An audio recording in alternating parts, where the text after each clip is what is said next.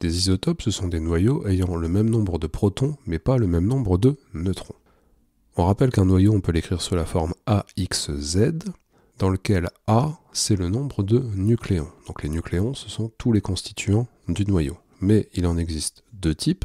Il y a en bleu les protons, et ça, il y en aura Z, et les neutrons en violet, et ça, il y en aura 1 - Z. Étant donné que les nucléons, c'est les protons plus les neutrons, c'est bien les nucléons moins les protons.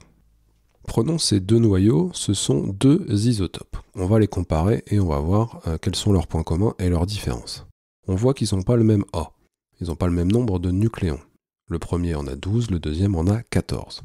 Par contre, ils ont le même Z. Ils ont tous les deux un Z qui vaut 6. Donc voilà comment on peut définir des isotopes. Ce sont des noyaux ayant le même Z, mais des A différents. S'ils ont le même Z, en fait, ils font partie du même élément chimique. Ici, ce sont deux noyaux de carbone. Donc on retiendra que les isotopes ont des A différents, mais des Z égaux. Alors par exemple, on dira que ces trois noyaux sont des isotopes du carbone. On les appelle carbone 12, carbone 13 et carbone 14. Faut faire attention, si on prend ces deux-là, on pourrait croire qu'ils sont isotopes parce qu'ils ont une valeur en commun. Ils ont le même A mais un Z différent. Eh ben non, ça ce ne sont pas des isotopes car ce sont des éléments chimiques différents. Dans un cas on a du carbone, dans l'autre cas on a de l'azote. Ce ne sont pas des isotopes. Donc on peut résumer en disant que des isotopes ce sont des noyaux du même élément chimique avec un nombre différent de neutrons. Le nombre différent de neutrons donne aux isotopes des propriétés différentes. Certains isotopes sont stables et il ne leur arrive jamais rien. Voilà, ils sont stables, ils restent là, ils font rien. Par contre, d'autres isotopes sont instables du fait de leur nombre de neutrons et ils vont alors subir des transformations nucléaires. Et les transformations nucléaires, on va voir ça juste après. C'est quand même bien fait.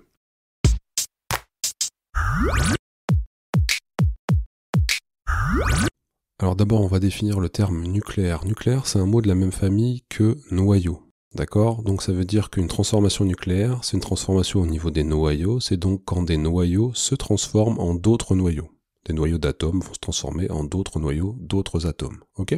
Pour réaliser une transformation nucléaire, il y a 3 façons. Il y a ce qu'on appelle la radioactivité, la fusion nucléaire et la fission nucléaire. On va détailler ça dans la suite. Par contre, il y a une règle qu'il va falloir respecter dans chacune de ces transformations nucléaires. Pour une transformation nucléaire, on va dire qu'il y a conservation du nombre de masse A et du nombre de charges Z. Ce qui revient à dire que le A global des réactifs doit être égal au A global des produits et le Z global des réactifs doit être égal au Z global des produits. C'est ce qu'on vérifiera à chaque fois qu'on réalise une transformation nucléaire.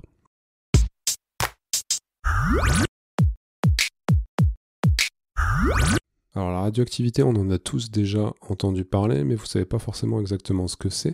Souvent la radioactivité c'est associé à des choses pas sympathiques, type Fukushima, Hiroshima, ce genre de choses. Dans la suite, on va expliquer ce qui se passe au niveau microscopique quand il y a de la radioactivité, ce qui est dangereux avec la radioactivité et comment s'en protéger quand c'est possible. Donc la radioactivité, on a dit que c'était une transformation nucléaire, c'est quand un noyau devient spontanément un autre noyau en émettant du rayonnement. Et c'est là que ça va être problématique. Le rayonnement, ça peut être par exemple une particule, un neutron, un électron, qui est émis du noyau avec beaucoup d'énergie. Une particule, c'est tout petit, même si ça a beaucoup d'énergie de vitesse, c'est pas grave, ça va pas nous causer beaucoup de problèmes. Ce qui va poser des problèmes, ça va être le rayonnement électromagnétique, c'est-à-dire de la lumière invisible mais très énergétique et qui va être dangereuse. Par exemple, les rayons X ou les rayons gamma. Les rayons X, on connaît, c'est ce qui sert à faire par exemple les radios, donc ça c'est plutôt cool, mais on peut pas faire des radios tous les jours, on peut pas être exposé à des rayons X tous les jours, au bout d'un moment ça va être nocif pour le corps humain. Vous connaissez d'autres rayons invisibles, ce sont par exemple les ultraviolets, c'est ceux qui font qu'on bronze, donc ça c'est plutôt cool, mais c'est pareil, à haute dose c'est dangereux, il va falloir se protéger, sinon on va avoir des coups de soleil et ça peut être des lésions encore plus graves de la peau, donc encore des rayons très énergétiques et très dangereux. Pour se protéger des UV, on va utiliser de la crème solaire tout simplement. Les préparateurs radio qui travaillent dans les cabinets de radiographie vont se protéger avec des tabliers doublés avec du plomb, le métal qui va absorber les rayons X. Voilà comment on se protège des rayons X. Les rayons gamma, pour s'en protéger, il faut des murs de béton très épais. Donc voilà le problème de la radioactivité. S'il y a des rayons gamma qui sont émis, soit il faut construire un mur très vite, soit il faut courir très vite, sinon c'est très problématique pour la santé.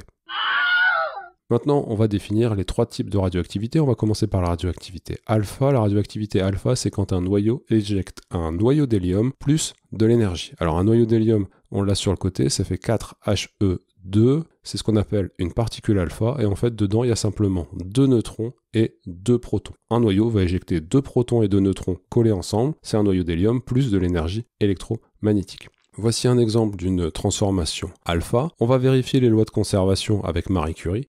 Marie Curie qui est une des pionnières de l'étude de la radioactivité au début du XXe siècle. On va compter le A à gauche pour les réactifs, c'est 213, le Z c'est 84. À droite, pour les produits, le A c'est 209 plus 4, ça fait 213, le Z ça fait 82 plus 2, ça fait 84. C'est équilibré, tout va bien, les lois de conservation sont vérifiées.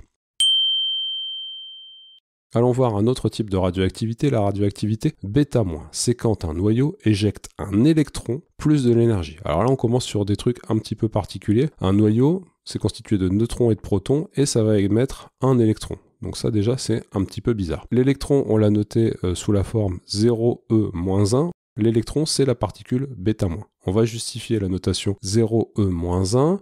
Pour l'électron, on met A égale 0, car dans un électron, il n'y a pas de nucléon.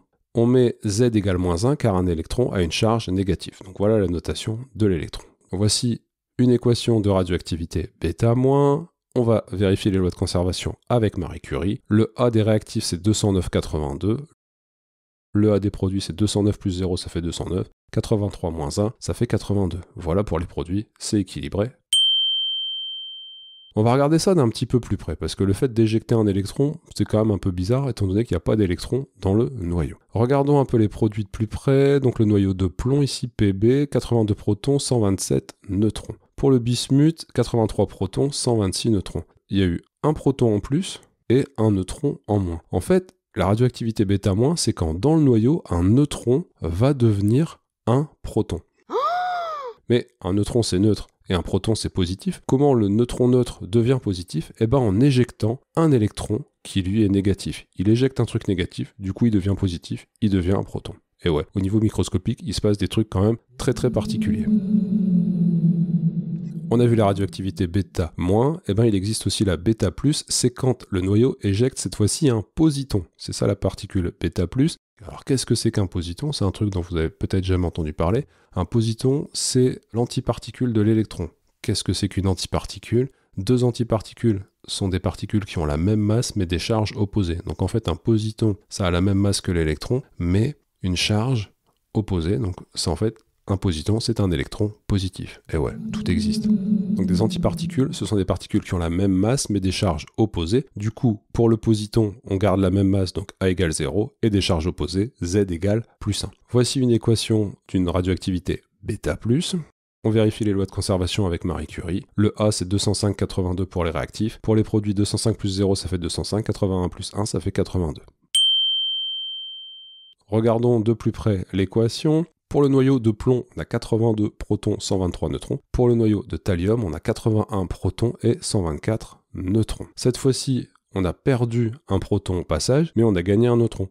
Donc en fait, la radioactivité β+, c'est quand un proton devient un neutron. Comment le proton positif devient un neutron neutre? Eh bien, il va éjecter une particule positive, ici un positon. Et ouais, au niveau microscopique, il se passe vraiment des trucs incroyables.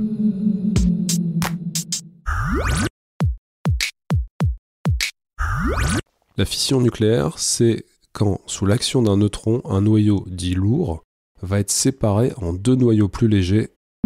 Regardons cette équation, c'est l'équation d'une fission nucléaire, la fission de l'uranium. On compare les A à gauche, 235 plus 1, ça fait 236. Les Z, 92 plus 0, ça fait 92. Le neutron, il n'a pas de charge, donc c'est pour ça qu'on lui met un Z à 0.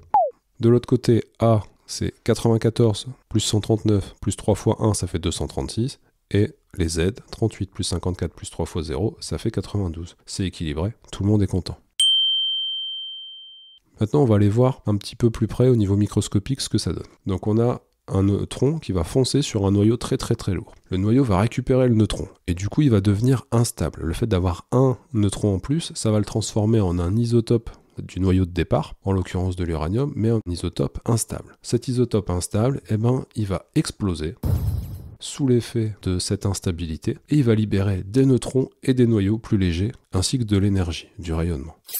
Donc on peut résumer sous cette forme-là. Un neutron qui arrive sur un noyau déjà très lourd, le noyau très lourd va pas supporter ce noyau en plus, il va exploser. Donner deux noyaux plus petits, plus des neutrons, plus de l'énergie. Mais du coup, les neutrons ainsi libérés vont pouvoir aller percuter d'autres noyaux lourds. Et donc du coup, ils vont exploser pour donner des noyaux plus légers, des neutrons et de l'énergie. Et ainsi de suite. Ça va provoquer ce qu'on appelle une réaction en chaîne, c'est-à-dire qu'à partir d'un neutron, on peut comme ça faire exploser plein de noyaux. C'est pour ça que c'est des réactions qu'il faut être capable de contrôler, parce que sinon elles deviennent vite incontrôlables en fait. Et l'énergie, on en fait quoi? Bonne question. Eh ben en fait, on l'utilise dans les centrales nucléaires. Dans les centrales nucléaires, on réalise de la fission nucléaire. Alors l'énergie libérée par la fission fait bouillir de l'eau qui devient de la vapeur. Cette vapeur fait tourner une turbine qui fait tourner un alternateur qui donne de la tension électrique. Si on résume, l'énergie nucléaire qui est au départ à l'intérieur des noyaux d'uranium va donner de l'énergie de rayonnement quand le noyau explose. Cette énergie de rayonnement va être récupérée sous forme d'énergie thermique pour faire bouillir de l'eau. La vapeur ainsi créée aura de l'énergie mécanique, du mouvement. Ce mouvement va permettre de faire tourner la turbine puis l'alternateur, et l'alternateur va transformer cette énergie mécanique en énergie électrique.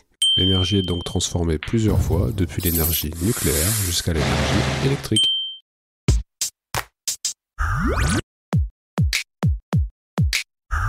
Alors la fusion nucléaire, c'est exactement le contraire de la fission. C'est-à-dire que sous l'effet d'une température gigantesque, deux noyaux légers se regroupent pour former un noyau plus lourd. Alors là, c'est vraiment important de dire que la température doit être très très grande. On ne peut pas faire de la fusion nucléaire n'importe comment, il faut que la température soit gigantesque. Voilà une équation de fusion nucléaire. On vérifie nos A et nos Z. A, 2 plus 3 égale 5. Z, 1 plus 1 égale 2. À droite, A, 4 plus 1 égale 5. Et Z, 2 plus 0 égale 2. C'est équilibré, tout va bien.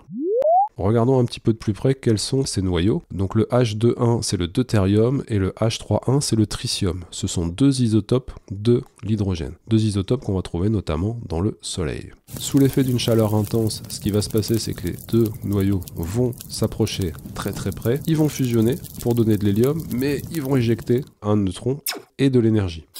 Donc on peut le résumer comme ça, les deux noyaux vont réagir l'un avec l'autre pour former un noyau plus gros, éjecter un proton et de l'énergie. C'est grâce à la fusion nucléaire que les étoiles brillent, et le Soleil aussi, car le Soleil est une étoile, ça faut pas l'oublier. Donc si on résume, voilà ce qui se passe dans le Soleil. Le deutérium et le tritium, qui sont deux isotopes de l'hydrogène, vont fusionner pour donner de l'hélium, un neutron et de l'énergie.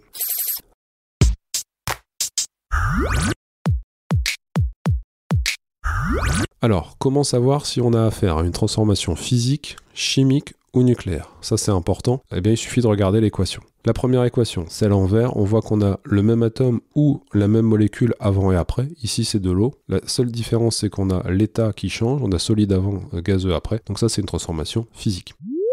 Dans la deuxième équation, on voit qu'on a à gauche du C et du O, à droite aussi. Mais à gauche, le C est tout seul, les deux atomes O sont collés ensemble. Et à droite, tout le monde est accroché ensemble. Donc quand les atomes sont associés différemment avant et après, dans ce cas-là, on a une transformation chimique. Et la dernière, on voit qu'on a des noyaux différents avant et après. Dans ce cas-là, c'est une transformation nucléaire. À bientôt vers la chimie et au-delà.